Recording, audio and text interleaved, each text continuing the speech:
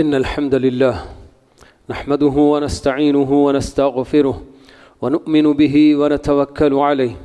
ونعوذ بالله من شرور أنفسنا ومن سيئات أعمالنا من يهده الله فلا مضل له ومن يضلله فلا هادي له وأشهد أن لا إله إلا الله وحده لا شريك له وأشهد أن نبينا محمدا عبده ورسوله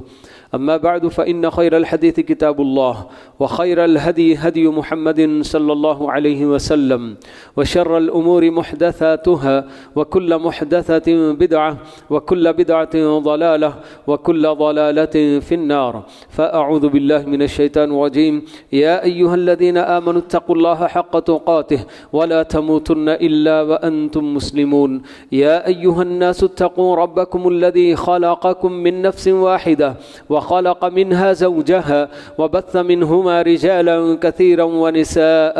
واتقوا الله الذي تساءلون به والأرحام إن الله كان عليكم رقيبا يا أيها الذين آمنوا اتقوا الله وقولوا قولا سديدا يصلح لكم أعمالكم ويغفر لكم ذنوبكم ومن يطع الله ورسوله فقد فاز فوزا عظيما قال عز من قائل يا أهل الكتاب لا تغلوا في دينكم غير الحق وقال النبي صلى الله عليه وسلم إياكم والغلو في الدين فإنما أهلك من كان قبلكم الغلو في الدين أو كما قال صلى الله عليه وسلم.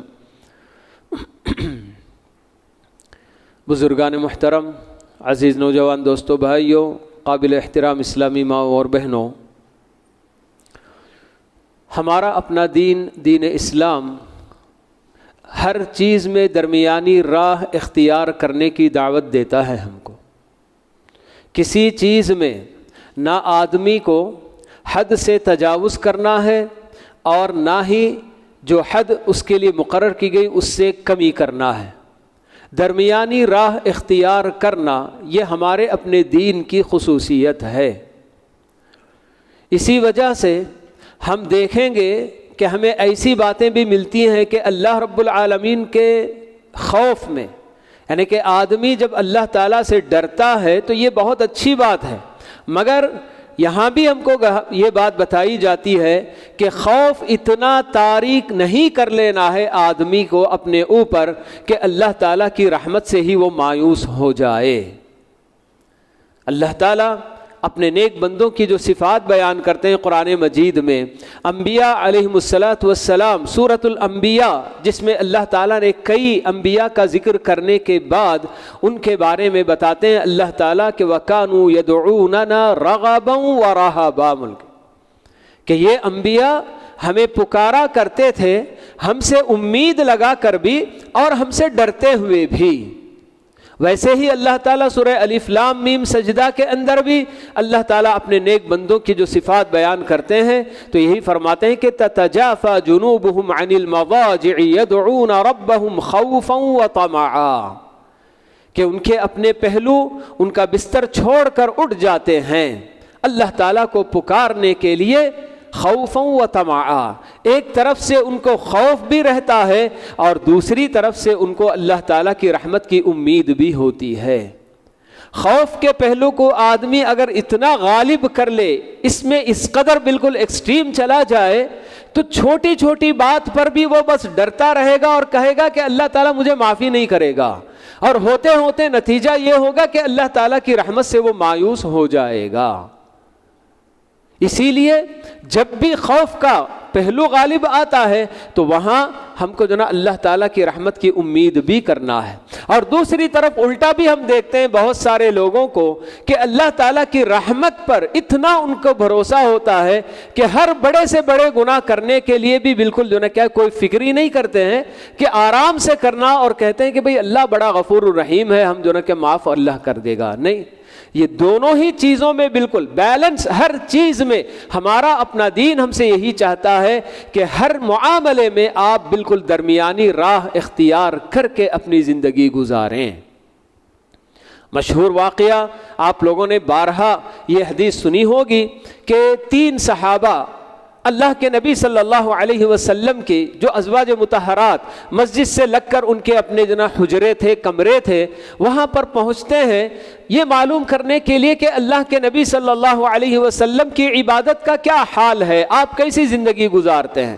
تو ازواج مطہرات بتاتی ہیں اللہ کے نبی صلی اللہ علیہ وسلم روزہ رکھتے بھی ہیں، کبھی روزہ چھوڑ بھی دیتے ہیں، اور رات میں آرام بھی کرتے ہیں تھوڑی دیر، اور پھر جو ہے کیا اٹھ کر عبادت بھی کرتے ہیں، اور آپ کی ماشاءاللہ سے بیویاں بھی ہیں، اور سب آپ جو ہے دنیا کے کام بھی بہت سارے کرتے ہیں۔ تو یہ تینوں صحابہ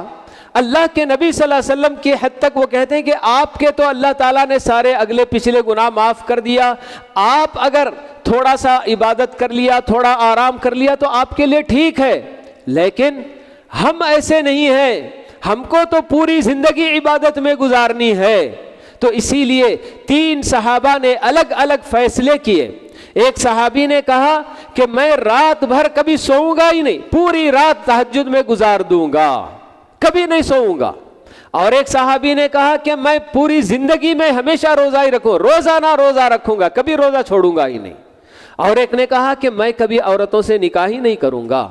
کہ یہ شادی کروں گا تو پھر اس کے بعد ان کے اپنے جو نا سب دیکھ بھال کرنا، ان کی جو نا ذمہ داریاں اٹھانا، جس کی وجہ سے میری اپنی عبادت میں خلل پڑے گا، تو میں جو نا شادی نہیں کروں گا۔ یہ تو کہا ان تینوں نے، اور وہاں سے چلے گئے۔ اللہ کے نبی صلی اللہ علیہ وسلم وہاں اس وقت موجود نہیں تھے۔ واپس آئے آپ تو ازواج مطہرات نے یہ جو نا ان تینوں کی بات سنائی اللہ کے نبی صلی اللہ علیہ وسلم کو۔ تو اللہ کے نبی صلی اللہ علیہ وسلم کسی نماز پر فوراً نماز کے بعد کہتے ہیں ایسے ہی کہ کچھ لوگ اس طرح کی باتیں کہہ رہے ہیں، کیا بات ہے؟ کہ اس کے بعد وہ تین آدمی جن لوگوں نے یہ جو فیصلے کیے تھے انہی کو پکار کر کے آپ تینوں نے یہ بات بتائی ہے؟ ہاں، تو وہ کہتے ہیں کہ ہاں اللہ کے نبی ہم نے ہی یہ فیصلہ سنایا۔ تو اللہ کے نبی صلی اللہ علیہ وسلم اس وقت فرماتے ہیں کہ دیکھو میں تم میں سب سے زیادہ اللہ تعالیٰ سے ڈرنے والا،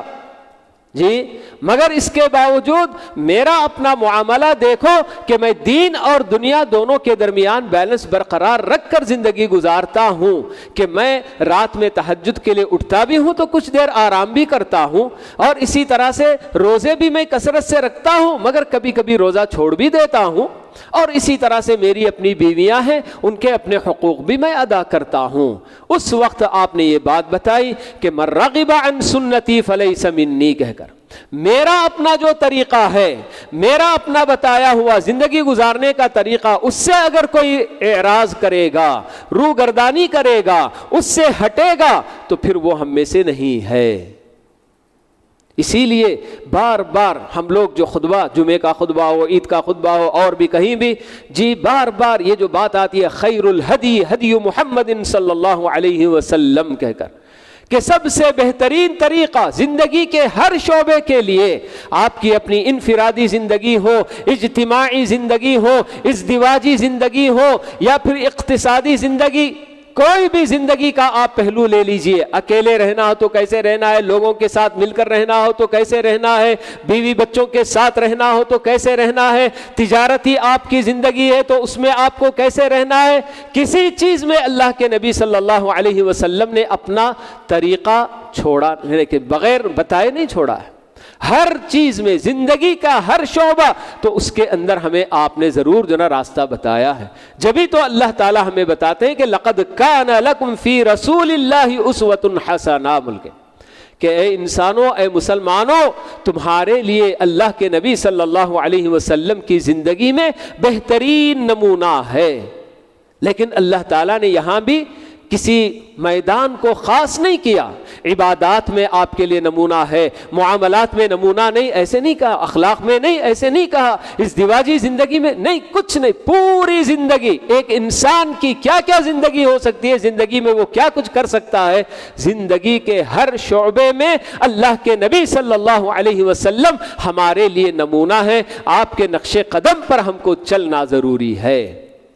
یہ آیت جس میں اللہ تعالی ہم کو خبر دے رہے ہیں کہ اللہ کے نبی صلی اللہ علیہ وسلم کی زندگی میں تمہارے لیے نمونہ ہے، یہ صرف خبر کی حد تک نہیں ہے، بلکہ اسی کے اندر اللہ تعالیٰ کا حکم ہمارے لیے پوشیدہ ہے، چھپا ہوا ہے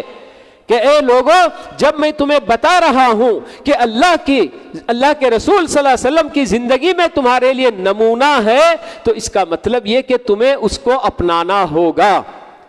اس کی پیروی کرنی ہوگی، اور ان کو اگر آپ اپنا نمونہ بنانا چاہتے ہیں تو آپ کی ذمہ داری ہے اے مسلمانوں کہ آپ کی سیرت معلوم کرو، آپ کا طریقہ زندگی گزارنے کا کیا طریقہ تھا، یہ سب کچھ معلوم کرنا آپ کی ذمہ داری ہے۔ تو گویا اللہ تعالیٰ اس میں ہمارے لیے حکم دے رہے ہیں ساتھ ہی ساتھ۔ تو یہ ہر چیز میں ہر چیز میں، عبادات میں ہو، معاملات میں ہو، ساری چیزوں میں بالکل آدمی کو درمیانی راہ اختیار کرنی ہے۔ جبھی تو اللہ تعالیٰ اہل کتاب کو بھی خطاب کر کے بتاتے ہیں کہ قل یا اہل الکتاب لا تغلوا فی دینکم غیر الحق۔ ہم جانتے ہیں کہ نصارہ قدیم زمانے میں ان لوگوں نے رہبانیت کو اختیار کیا تھا۔ رہبانیت کا مطلب دنیا و ما فیہا سے بالکل بیزار، سب کچھ چھوڑ چھاڑ کے بالکل سنیاسی بن کر زندگی گزار دینا۔ اللہ تعالیٰ بتاتے ہیں وَرَهْبَانِيَةً ابْتَدَعُوهَا مَا كَتَبْنَاهَا عَلَيْهِمْ، کہ ان بندوں نے اپنے آپ پر رہبانیت کو بالکل ایجاد کر کے لازم کر لیا، یعنی کہ بالکل سکون پانا ہے اور اچھی زندگی گزارنا ہے، سعادت کی زندگی اگر گزارنا ہے اس دنیا میں، تو ان لوگوں نے اپنے طور پر یہ سمجھ لیا کہ دنیا کی نعمتوں سے ہم جو نہ کہ دور ہو جائیں گے تو ہماری زندگی بڑے آرام سے اور سعادت کی زندگی گزرے گی بلکہ۔ تو اللہ تعالیٰ بتاتے ہیں کہ اس رہبانیت کو، سنیاسی بن کر رہنے کو ان لوگوں نے اپنے طور پر ایجاد کر لیا تھا، ہم نے ان کے اوپر لازم نہیں کیا تھا اس چیز کو۔ تو یہ اللہ تعالیٰ کبھی ہم سے نہیں چاہتے ہیں کہ ہم اپنی اس دنیا کی زندگی میں اگر ہم جو نا بھلائی چاہتے ہیں، سعادت چاہتے ہیں، کامیابی چاہتے ہیں، تو ساری نعمتوں کو ٹھکرا کر کہیں بالکل دور دراز میں جنگلوں میں ادھر ادھر نکل کر جا کر ایسے ہی پتے کھاتے ہوئے یا کچھ اور جو نا پہنتے کرتے ایسے زندگی گزارو، یہ اللہ تعالیٰ ہم سے نہیں کہتا ہے۔ تو یہ سب جب بھی انسان کسی بھی چیز کے اندر غلو کرتا ہے، حد سے بڑھتا ہے، غلو کا مطلب ہے حد سے بڑھنا، تو حد سے جب بڑھتا ہے تو دوسری جو چیز ہوگی اس کے اندر کوتاہی ضرور ہوگی۔ اسی لیے اللہ کے نبی صلی اللہ علیہ وسلم اپنے صحابہ کو اور صحابہ کے بعد پوری امت کو یہ بات بتاتے ہیں کہ ایاکم والغلو فی الدین، خاص کر دین کے معاملے میں غلو کرنے میں تم لوگ ضرور بچو۔ کیوں؟ آپ نے فرمایا کہ یہی وہ چیز ہے کہ دین کے معاملے میں حد سے گزر جانا، اسی چیز نے تم سے پہلے کی جتنی امتیں تھیں ان سب کو ہلاک اور برباد کر کے چھوڑا ہے۔ تو اس لیے دین کے معاملے میں بالکل آدمی کو غلو سے بالکل کام نہیں لینا ہے۔ غلو ایسی چیز، حد سے بڑھ جانا کہ کسی بھی چاہے وہ عقائد بھی ہو، دین کا ایک بڑا حصہ عقیدہ ہے، تو عقیدے میں بھی جب آدمی غلو کرتا ہے تو اس کے بڑے جو نا کیا ہے کہ بھیانک نتائج جو نکل کر سامنے آتے ہیں۔ ہمارے اپنے دو خلفائے راشدین میں سے حضرت عثمان اور حضرت علی رضی اللہ عنہم، تو ان کی وفات کیسے ہوئی، ان کو کیسے قتل کیا گیا اور کس نے قتل کیا؟ آپ اگر تاریخ پڑھیں گے تو آپ کو پتہ چلے گا کہ وہ جماعت جس کو کہ خوارج کہا جاتا ہے،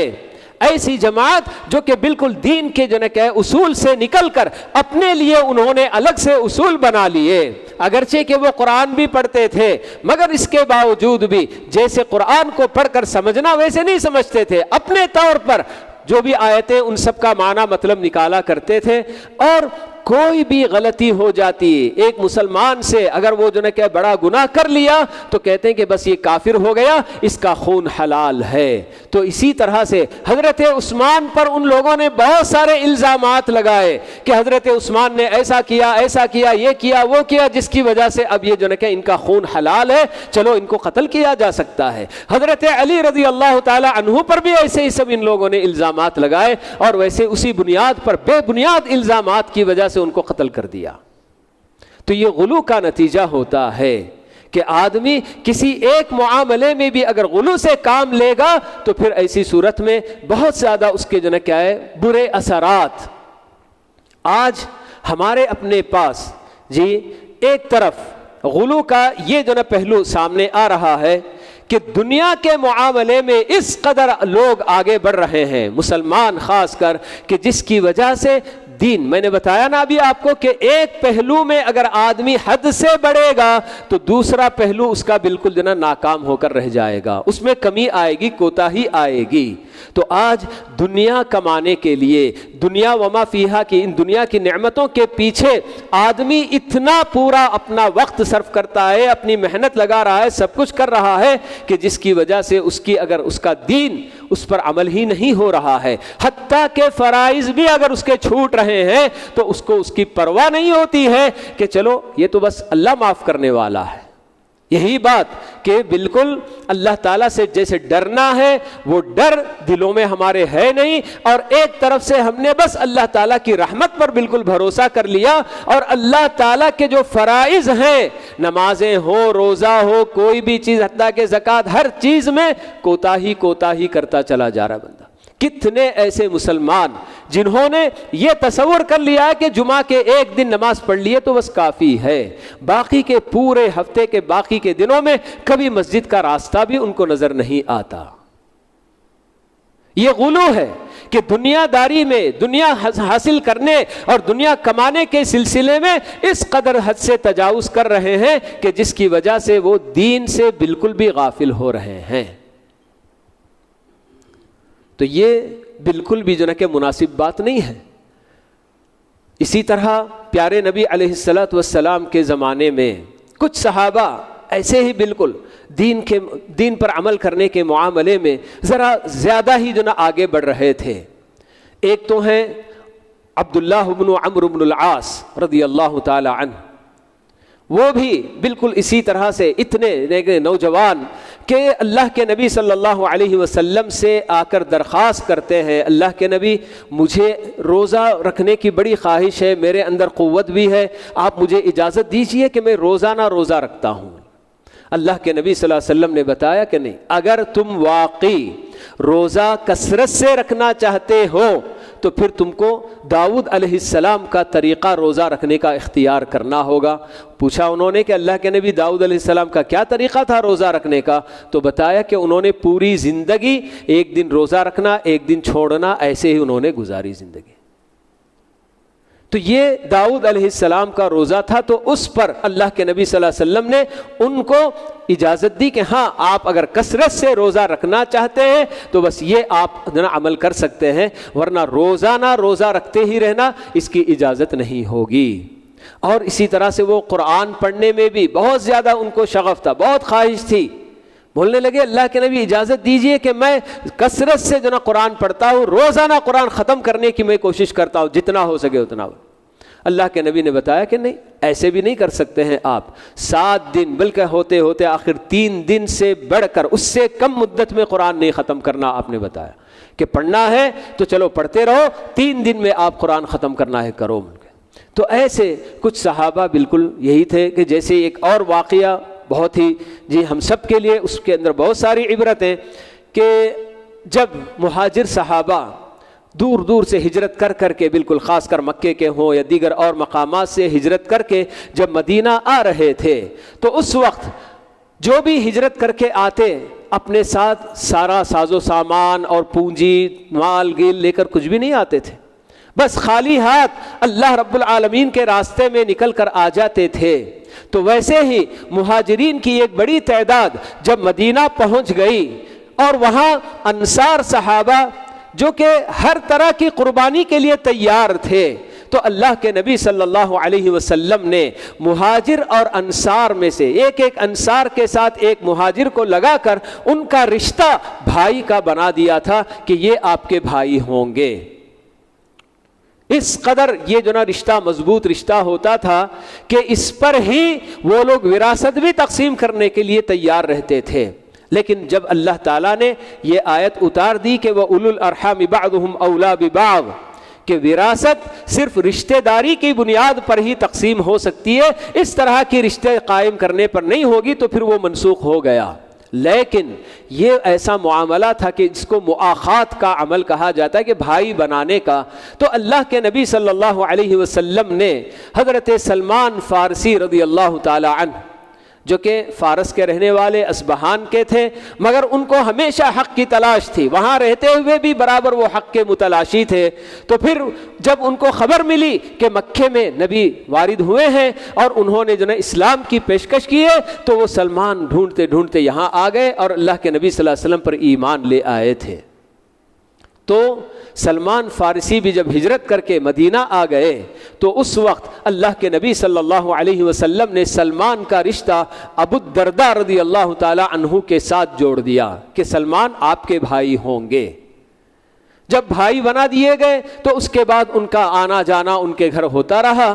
تو ایک دن ایسے ہی سلمان رضی اللہ تعالی عنہ اپنے بھائی ابو الدرداء کے گھر جاتے ہیں تو وہاں کیا دیکھتے ہیں کہ ابو الدرداء کی بیوی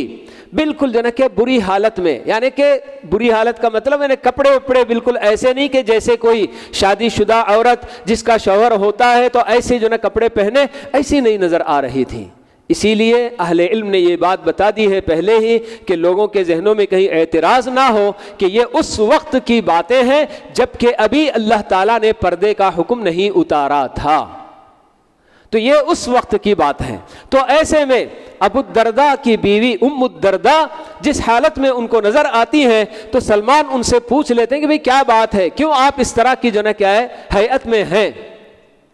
تو ام الدرداء بتاتی ہیں کہ بھئی آپ کے بھائی ابو الدرداء ان کو دنیا کی کوئی فکر نہیں ہے، دنیا میں ذرا بھی ان کی رغبت ہی نہیں ہے، تو پھر ہم کس کے لیے سنورنا ہے، کس کے لیے سجنا ہے، تو بس ایسے ہی ہماری زندگی گزر رہی ہے۔ تو سلمان نے ٹھان لیا اپنے دل میں کہ ابو الدرداء آئیں گے تو ان کو سب کچھ بتائیں گے بلکہ ایسے۔ تو ویسے ہی ابو الدرداء آئے اور ابو الدرداء اس دن بھی روزے سے تھے، آ کر اپنی بیوی سے بھائی کے لیے کھانا بنانے کے لیے کہا، انہوں نے کھانا بنا دیا اور اس کے بعد کھانا لا کر ابو الدرداء پیش کیا اور کہا کہ تم کھا لو، میں روزے سے ہوں۔ سلمان نے کہا کہ نہیں، جب تک تم میرے ساتھ نہیں کھاؤ گے میں نہیں کھاؤں گا بول کے۔ تو ابو الدرداء کا روزہ انہوں نے توڑوا دیا۔ پھر اس کے بعد رات کا وقت جب ہوا تو ابو الدرداء اپنے بھائی سے کہے کہ بھائی آپ سو جاؤ، میں بس نماز میں مشغول رہوں گا۔ سلمان نے ابو الدرداء کو پکڑ کے کھینچا، کہا کہ نہیں آؤ میرے ساتھ سو جاؤ، تم بھی تھوڑی دیر آرام کرو، پھر اس کے بعد نماز پڑھتے ہیں، ہم سب مل کر اٹھ کر نماز پڑھتے ہیں۔ ابو الدرداء تھوڑی دیر کے بعد یہ سمجھ کر کہ سلمان شاید سو گئے، پھر سے اٹھنے گئے تو سلمان پھر پکڑ کر کھینچ لیے، یہاں تک کہ رات کا 2 حصہ 3 حصوں میں تقسیم کر کے 2 حصہ جب گزر گیا تو تیسرا حصہ آخری اس میں بیدار ہوئے اور سب جنا نماز ادا کیے۔ پھر اس کے بعد سلمان نے ابو الدرداء سے نصیحت کی اور کہا کہ بھائی آپ کے اوپر اللہ کا بھی حق ہے، آپ کے اپنے بیوی بچوں کا بھی حق ہے، آپ کے اپنے بدن کا بھی حق ہے، آپ کی اپنی آنکھ کو بھی آرام کی ضرورت ہے، ہر ایک صاحب حق کو اس کا حق ادا کرو۔ یہ بہرحال باتیں ہو گئیں۔ اس کے بعد ابو الدرداء دن چڑھنے کے بعد اللہ کے نبی صلی اللہ علیہ وسلم کی مجلس میں حاضر ہو کر کہتے ہیں کہ سلمان نے میرے ساتھ زیادتی کی، میرا روزہ بھی توڑا دیا، مجھے رات بھر قیام کرنے سے بھی روک دیا یہ، اور اس کے بعد انہوں نے بتایا کہ اللہ تعالیٰ کا بھی حق ہے اور آپ کے اپنے بدن کا ہے، آپ کی بیوی بچوں کا حق ہے، سب کچھ ہے۔ تو اللہ کے نبی صلی اللہ علیہ وسلم نے فرمایا صدق سلمان، سلمان نے جو کچھ کیا اور جو کچھ کہا بالکل سچ کہا ہے۔ جی تو یہ دیکھیے یہاں کہ کیا جو نہ کرنے جا رہے تھے، وہ روزہ سے بھی تھے، عبادت اللہ تعالیٰ کو بڑی پسندیدہ عبادت تھی، مگر نفل روزہ ہے تو آدمی ہمیشہ روزہ نہ رکھے۔ یہ ایک طرف سے ابو الدرداء جب عبادات میں اس قدر مصروف رہنے لگے تو ان کی اپنی بیوی پر بھی ان کی توجہ کچھ نہیں ہو رہی تھی، جس کی وجہ سے ان کی بیوی بالکل ایسے زندگی گزار رہی ہے گویا کہ وہ غیر شادی شدہ ہیں بلکہ۔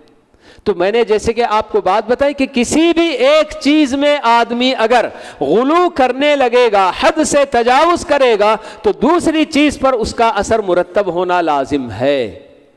تو اس طرح سے یہاں یہ واقعہ ہم کو بتا رہا ہے کہ عبادات کا جو نا معاملہ ہے، مگر عبادات میں بھی آدمی کو حد سے تجاوز نہیں کرنا ہے۔ لیکن ہمارا اپنا معاملہ تو ویسا نہیں ہے، ہم تو پہلے ہی سے ماشاءاللہ عبادات کے سلسلے میں اتنی کوتاہی کرتے ہیں کہ ہم کو تو بہت زیادہ ابھارنے کی ضرورت پڑتی ہے، مگر وہ معاملہ عبادات میں بھی غلو سے جب کام لینے جا رہے تھے تو وہاں سلمان رضی اللہ تعالی عنہ نے ان کو بتایا کہ نہیں صاحب ایسے نہیں ہوگا، زندگی ایسے نہیں گزرتی ہے، ہر ایک کا حق آپ کے اوپر ہے، تو جیسے آپ اللہ تعالیٰ کے حقوق ادا کرنا چاہتے ہیں تو ویسے ہی اللہ تعالیٰ نے، اسی اللہ نے آپ کے اوپر آپ نے بیوی بچوں کا حق بھی رکھا ہے، آپ کے اپنے بدن کی حفاظت کی ذمہ داری بھی اللہ تعالیٰ نے آپ ہی پر ڈالی ہے۔ تو آپ مسلسل روزہ رکھیں گے تو کمزور ہو جائیں گے، پھر اللہ تعالیٰ کی عبادت نہیں کر پائیں گے، اور اسی طرح سے عبادات میں مشغول رہیں گے تو پھر آپ کے اپنے بیوی بچوں کو کیسے جو نا آپ پالیں گے، کیا کریں گے؟ تو یہ ہر چیز میں، حتیٰ کہ جب عبادات میں اور خوف الہی میں آدمی کو حد سے بڑھنا نہیں ہے تو پھر دیگر اور ساری چیزوں میں آدمی کیا نہیں کرے گا؟ جہاں بھی، اسی لیے اللہ تعالیٰ نے ہماری اپنی پہچان امت مسلمہ کی یہی بتائی، وَكَذَلِكَ جَعَلْنَاكُمْ أُمَّةً وَسَطًا، کہ ہم نے تمہیں بالکل درمیانی امت بنایا ہے، ہر معاملے میں تمہارا اپنا جو نا کیا ہے کام درمیانی ہونا چاہیے۔ وسط خیر الامور اواسطها، اسی لیے کہا جاتا ہے کہ ہر چیز میں بہتر وہی ہے جو درمیانی ہو۔ لیکن یہ بھی بات آپ دیکھیں گے کہ جو لوگ کبھی اچانک دین کے پہلو میں غلو سے کام لیتے ہیں تو بہت جلد بالکل ایسے اوب جاتے ہیں، تھک جاتے ہیں کہ پھر اس کے بعد بالکل بھی الٹ جو نہ ہو جاتا ہے معاملہ، کہ آدمی پوری طریقے سے بالکل دین سے پھر ہی جاتا ہے۔ ذرا اس نے جو نہ کیا ہے حد سے زیادہ بڑھ کر جب عبادتیں کر لیا اور یہ جب دیکھا کہ بھئی یہ تو میرے اوپر بہت زیادہ جو نا بار ہو رہا ہے، مشکل ہو رہی ہے، تو پھر آدمی جو نا کیا ہے پوری طریقے سے چھوڑ بھی دیتا ہے۔ یہی بات تھی کہ خود عبداللہ بن عمرو بن العاص، جن کے بارے میں نے بتایا ابھی، کہ خود جب ان کی عمر ذرا بڑی ہو گئی اور وہ بوڑھے ہونے لگے تو ان کی یہی خواہش تھی کہ میں جو کچھ کرتا آیا اس میں کوئی کمی نہ ہو، لیکن بڑھاپے کی وجہ سے ان کے اندر وہ طاقت نہیں رہی اور وہ جو ہے کیا زور ان کے اندر نہیں رہا، تو اس وقت وہ جو ہے یہی کہا کرتے تھے کہ کاش میں اللہ کے نبی صلی اللہ علیہ وسلم کی نصیحت سن لیتا اس وقت۔ آپ نے جو بتایا کہ کچھ دن روزے بھی رکھو، کبھی چھوڑ بھی دیا کرو، تو یہ جو نا میں نصیحت آپ کی سن لیتا، یا پھر اسی طرح سے قرآن ختم کرنے کے سلسلے میں آپ کی نصیحتیں اگر سن لیتا تو آج مجھے جو نا کہ یہ دشواری نہیں ہوتی۔ آخری وقت میں وہ پوری طریقے سے جیسے کرتے آئے تھے جوانی میں ویسے نہیں کر پا رہے تھے، لیکن ان کی خواہش تھی کہ ویسے ہی ان کی زندگی کا خاتمہ ہو، مگر دشواری ہو رہی تھی تو اس لیے اس میں جو نا کیا ہے پریشانی محسوس کر رہے تھے۔ تو یہ ہمارا اپنا دین ہمیں ہر معاملے میں، خاص کر عبادات ہوں کہ پھر جو ہے کیا ہے کوئی بھی معاملہ، چاہے عقیدے ہوں، عبادات ہوں، معاملات ہوں، اخلاق ہوں، ہر چیز میں بالکل ہمیں درمیانی راہ اختیار کرنے کی ہم کو ہمارا دین تعلیم دیتا ہے۔ تو جب بھی آدمی کسی بھی معاملے میں غلو سے کام لیتا ہے تو ظاہر سی بات ہے کہ بہت سارے لوگ جب نیک لوگوں کے تعلق سے عقیدہ رکھنے میں حد سے غلو کرتے ہیں، حد سے بڑھتے ہیں، تو پھر ان کو سیدھے اللہ کے برابر جا کر کھڑا کر دیتے ہیں کہ ان کا کہا ہوا بھی ویسا ہی ہے جیسے اللہ اور اس کے رسول کا کہا ہوا ہے۔ کوئی فرق جو نہ کرنا نہیں چاہتے کہ نہیں اتنے بڑے بزرگ، اتنے بڑے انسان، انہوں نے جب کہا ہے، ان کا یہ عمل ہے، تو پھر یہ کیا غلط ہو سکتا ہے؟ کیوں نہیں میرے بھائی؟ معصوم اللہ تعالیٰ نے صرف کس کو بنایا ہے؟ اپنے انبیاء کو بنایا ہے۔ انبیاء کے علاوہ جتنے بھی انسان ہیں ان سے چوک بھی ہو سکتی ہے، غلطی بھی ہو سکتی ہے، بھول بھی ہو سکتی ہے، سب کچھ ہو سکتا ہے۔ جب آدمی یہ اگر مان کر چلے تو پھر بہت ساری غلطیاں جو وہ کرتے ہیں خاص کر دین کے معاملے میں، اس سے وہ توبہ کرنے میں بالکل آگے ہوں گے۔ لیکن جب آدمی اس بات کو تسلیم نہیں کرتا کہ ہمارے اپنے بزرگ یا فلاں جو نا عالم یا فلاں ایسے امام، ان سے جو نا غلطی ہو سکتی کیا، تو پھر اس کے بعد آدمی بہت ساری چیزیں جو نا جاننے کے باوجود، اس کے سامنے واضح ہونے کے باوجود پھر وہ چھوڑنے کے لیے تیار نہیں ہوتا۔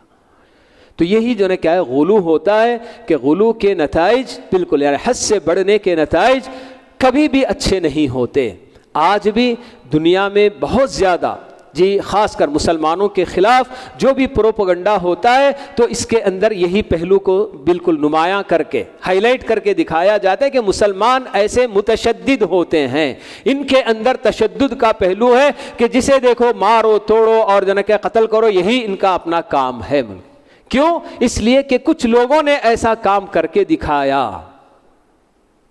تو یہ بالکل جو ہے کیا ہے ہمارے لیے کسی بھی صورت میں اچھی بات نہیں ہے۔ تو اللہ تعالیٰ سے ہم یہی دعا کریں گے کہ اللہ تعالیٰ ہمیں ہر معاملے میں، ہمارے اپنے دین کا معاملہ ہو کہ دنیا کا معاملہ، ہر چیز میں جو درمیانی راہ ہے، اللہ نے اور اللہ کے رسول نے جو راستہ مقرر کیا ہے، اس راستے کو اپنا کر اپنی زندگی گزارنے کی اللہ تعالیٰ ہم سب کو توفیق نصیب فرمائے، آمین۔ اقول قولی ھذا واستغفر اللہ لی ولکم ولسائر المسلمین من کل ذنب فاستغفروہ انہ هو الغفور الرحیم۔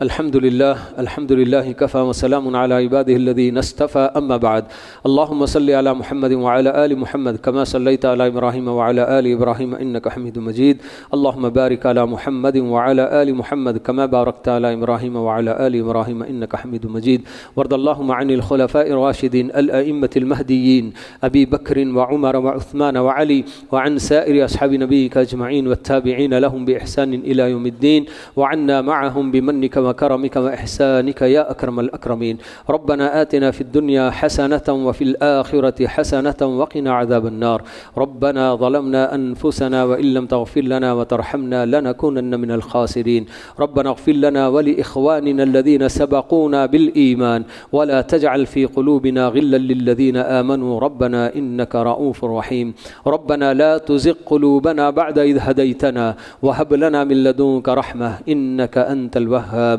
اللهم آت أنفسنا تقواها وزكها أنت خير من زكاها أنت وليها ومولاها اللهم إنا نسألك الهدى والتقى والعفاف والغنى اللهم إنا نسألك الهدى والتقى والعفاف والغنى اللهم إنا نسألك من الخير كله عاجله وآجله ما علمنا منه وما لم نعلم ونعوذ بك اللهم من الشر كله عاجله وآجله ما علمنا منه وما لم نعلم اللهم إنا نسألك رضوانك والجنة وما قرب إليها من قول وعمل ونعوذ بك اللهم من سخطك والنار وما قرب إليها من قول وعمل سبحان ربك رب العزة عما يصفون وسلام على المرسلين والحمد لله رب العالمين